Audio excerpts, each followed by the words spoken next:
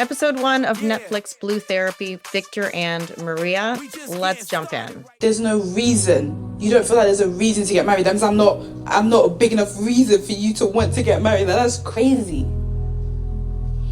Can I take a break? Victor and Maria are in couples therapy fighting about a ring, money, and whether they will ever get married.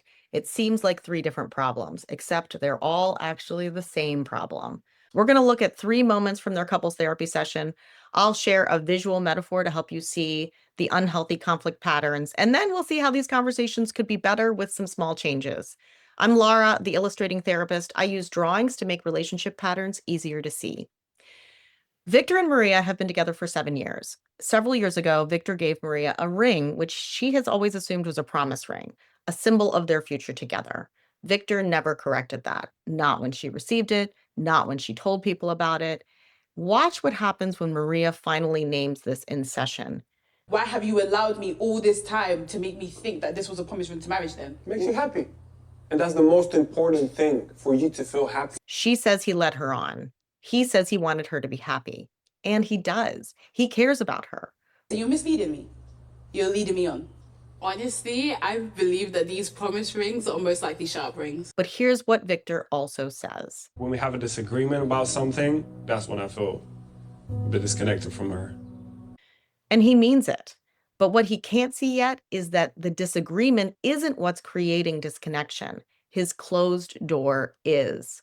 So how do you even begin to see a pattern like this when you are in it? That's where this framework comes in. I use a framework called the door between us to look at exactly this. So there's 2 people, each standing in their own room with a door between them. The only healthy way to have conflict is to keep the door open, each person saying what is true for them and hearing what is true for their partner. It's the only way to get this green glow of connection. And Victor, he's never had that. And here's why. Victor also says something that gives us a sense of the origin story of this habit. I've always been misunderstood for being different, let's call it. I'm just accepting everyone around me the way they are, but no one's accepting me for who I am. That is someone who learned very early that the safest thing to do was to close the door before anyone else could close it on him. Reject before you get rejected.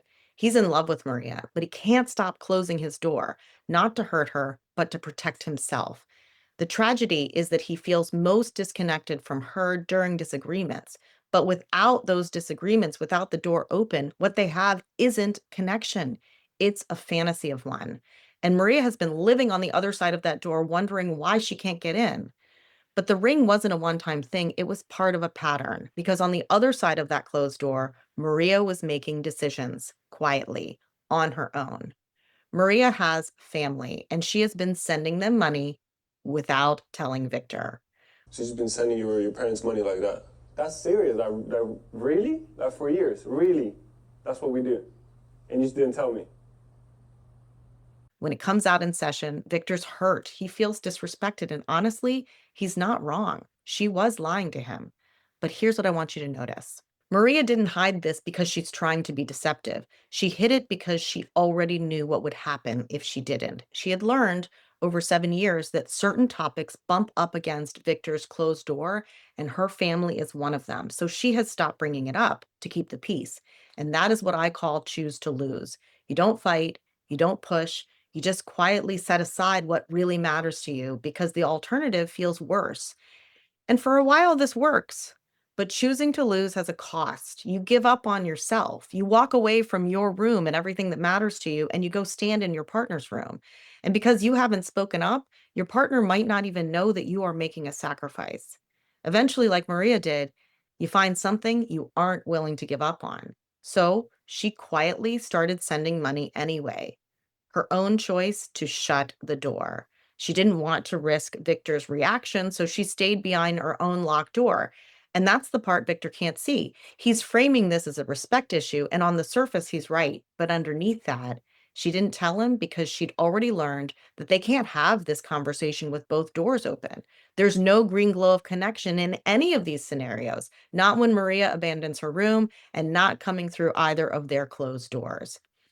If you want a visual guide to all three of these conflict styles, including what the open door actually looks like, I've put together a free illustrated guide that you can download, and the link is in the description below.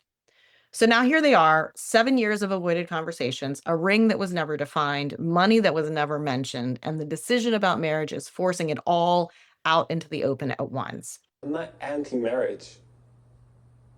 I do things for a reason. I don't see a reason to get married. Viktor's position on marriage is this: convince me.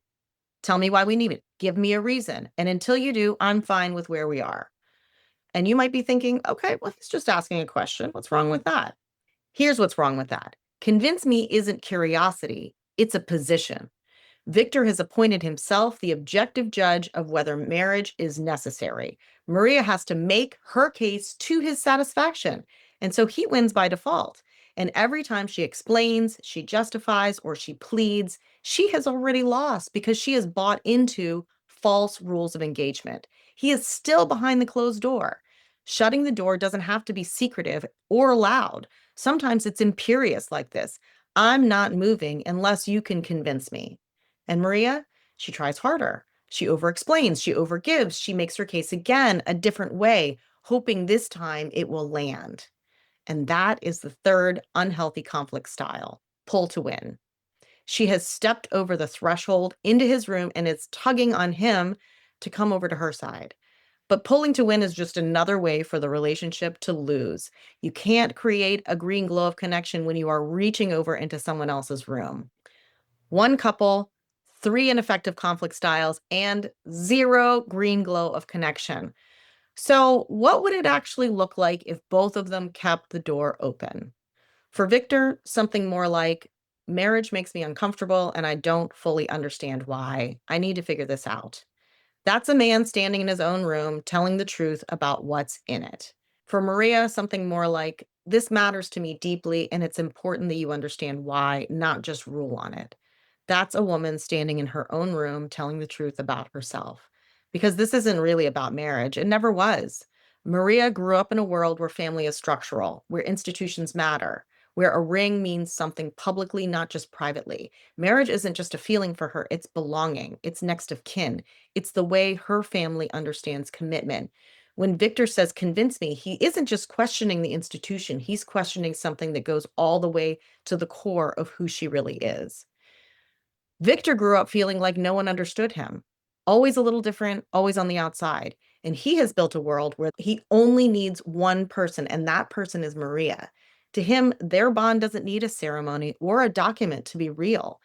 And needing those things feels like giving authority to something outside of themselves and not trusting truly what they already have. Two people, two completely different ideas of committing to a relationship forever. So, is there any hope for two people this different? Here's what I actually think. The green glove connection is not just about sharing yourself, it's also about receiving and being influenced by your partner. Viktor says Maria is his one person, the only one he needs, but his closed door is putting that one person at risk. Maria is not going to choose to lose forever. Just by bringing them into therapy, she is choosing to keep the door open.